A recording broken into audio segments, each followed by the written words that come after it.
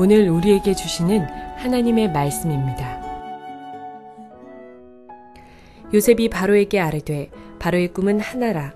하나님이 그가 하실 일을 바로에게 보이심이니이다. 7 좋은 암소는 7회요 7 좋은 이삭도 7회니 그 꿈은 하나라. 그 후에 올라온 파리하고 흉한 7소는 7년이요 동풍에 말라 속이 빈 7 이삭도 7회 흉년이니 내가 바로에게 이르기를 하나님이 그가 하실 일을 바로에게 보이신다함이 이것이라.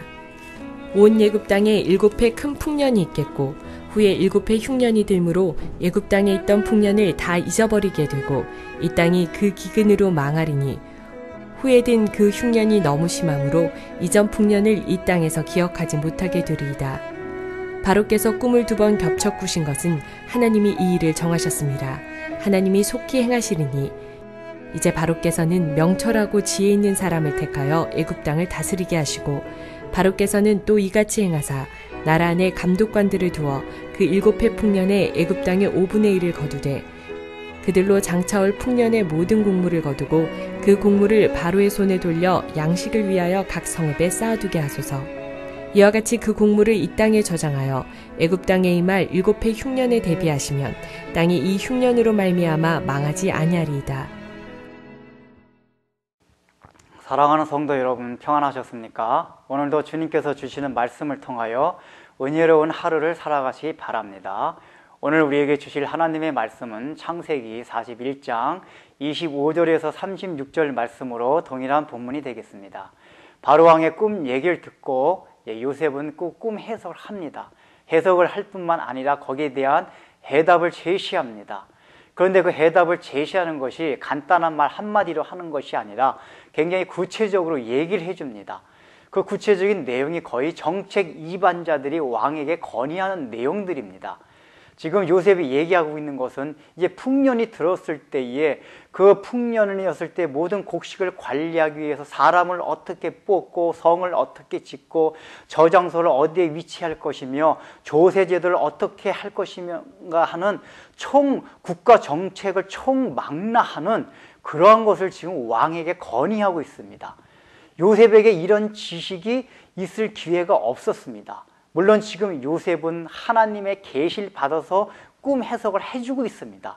그러나 꿈 해석을 해주고 난 뒤에 이 해결책에 대한 거는 하나님으로부터 오는 지혜가 본질적인 것이긴 하지만은 하나님께서 지금 요셉이 기존에 갖고 있던 모든 지식을 활용하게 함으로써 하는 지혜입니다.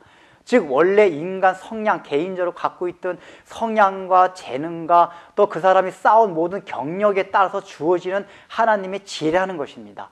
꿈 해석하는 데까지는 하나님의 전적인 지혜로 주신 것이지만은 해석 뒤에 나오는 해결책에 대한 문제는 요셉이 그동안에 쌓은 모든 경력과 쌓은 지식을 활용한 그런 하나님의 지혜라는 것입니다. 그런데 요셉이 언제 이런 지식을 쌓아왔습니까? 요셉은 원래 목동이었습니다. 목동이라는 것이 이런 공부를 할 기회가 없습니다. 또 애굽에 팔려와서도 그는 보디발 집에 종으로 있었습니다. 또 그 나머지 기간은 감옥에서 보냈습니다. 그런데 중요한 것은 요셉이 보디발의 집에 종으로 있었지만 거기서 워낙 충성을 하다 보니까 보디발이 그에게 자기 집의 모든 정권을 맡겼습니다. 보디발의 집안은 일반 가정 집안이 아니라 경호실장으로서 권력가의 집안이었습니다. 굉장히 큰 집이었습니다. 그래서 큰 집을 살림한다는 것은 거의 행정적인 걸 다 공부하는 거랑 마찬가지입니다. 요셉이 거기서 최선을 다해서 했기 때문에 행정적으로 많은 것을 아마 공부했을 것입니다.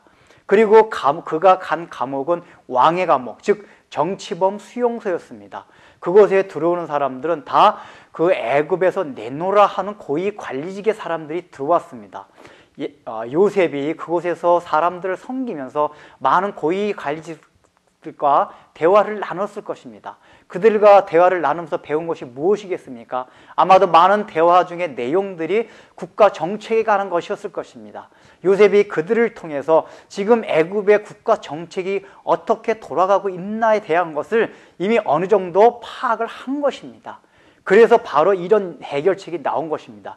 대표적인 예가 지금 요셉이 5분의 1을 조세제대로 그 풍년이었을 때 곡식을 걷어들이자고 건의를 합니다. 그런데 원래 이 당시에 애굽에서는 그런 조세 제도가 없었습니다. 왜냐하면은 지금 이 바로 왕이 세운 애굽 왕조는 원래 애굽 민족이 세운 왕조가 아니라 셈 계통의 민족들이 애굽을 침략해가지고 세운 왕조입니다. 만주족이나 몽고족이 세운 원나라와 청나라와 같은 왕조라는 것입니다. 그래서 자기 민족이 아닌 사람이 세운 왕조이기 때문에 그 국민들한테 권력 기반을 다지고 모든 권력이 끝까지 가기까지는 시일이 필요했고 아직까지 그것이 완전하지를 못했습니다. 바로 이러한 시점에서 요셉은 바로 왕으로 하여금 이런 풍년이 들었을 때 또 흉년이 들었을 때 나중에 보면은 바로 왕이 완전하게 권력 기반을 다질 수 있는 여러 가지 정책을 입안하고 실행합니다. 그 첫 번째 정책이 바로 이 조세 제도입니다. 왜냐하면 풍년일 때는 사람들이 세금을 많이 걷어들여도 거기에 대한 저항이 적기 때문입니다. 이런 것을 통해서 그 왕권, 왕에 대한 영향력을 모든 국민들에게 미치게 하려는 것입니다. 모든 권력을 기반에 다지려면 재정부터 장악을 해야 하기 때문입니다.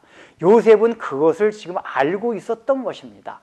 여러분, 이 본문을 통해서 하나님께서 우리에게 지금 주시고자 하는 내용이 무엇입니까?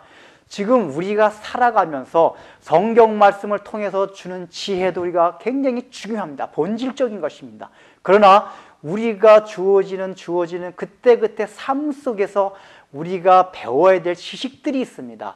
지금 요셉은 그거를 보디발의 집과 그 다음에 감옥에서 배웠습니다. 우리가 어느 위치에 있든지 간에 최선을 다할 때 바로 하나님께서는 총리와 같은 위치에 쓰시기 위한 모든 경륜과 지식을 배우게 하신다는 것입니다. 요셉은 학교에서 정식적으로 공부를 하지 않았습니다. 정식 학벌이 아닙니다.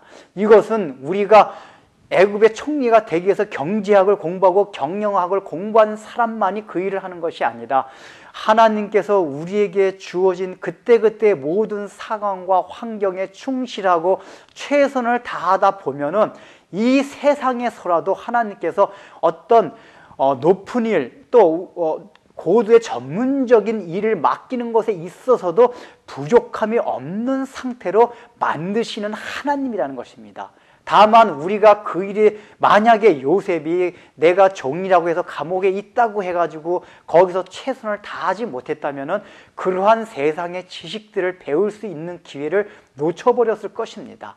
우리가 어떤 위치에 있든지 간에 최선을 다함으로써 하나님께서 우리에게 주시는 모든 거기서 필요한 지식과 지혜와 경륜을 거기서 쌓아가야 할 것입니다. 그것이 바로 특별 계시와 함께 하나님께서 우리에게 지혜를 주시는 통로입니다. 기도하겠습니다. 하나님 아버지, 우리는 세상에 살아가면서 여러 가지 환경과 상황을 주실 때 별것 아니라고 생각하면 거기서 내가 무엇을 얻을 것인가에 대해서 회의를 품고 최선을 다하지 않는 경우를 보게 됩니다. 그러나 요셉이 종의 위치에 있을 때, 감옥에 있었을 때 최선을 다해서 국무총리가 되었을 때의 그 정책 위반을 할 수 있는 전문적인 지식이 그곳에서 쌓아졌듯이 우리에게 주어진 모든 상황과 환경은 하나님께서 우리를 중요하게 쓰시기 위하여 지금 하나님 훈련시키시고 전문적인 지식을 쌓게 하는 곳임을 우리가 늘 마음에 생각하며 어떤 위치에 하나님께서 우리를 몰아넣든지 그곳에서 최선을 다하며 충심을 다하여 살아가는 저희들이 되게 하여 주옵소서. 예수님의 이름으로 기도드립니다. 아멘.